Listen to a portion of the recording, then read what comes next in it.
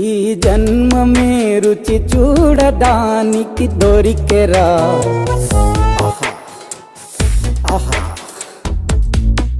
ఈ లోకమే వండి వార్చడానికి వేదికరా. వెడి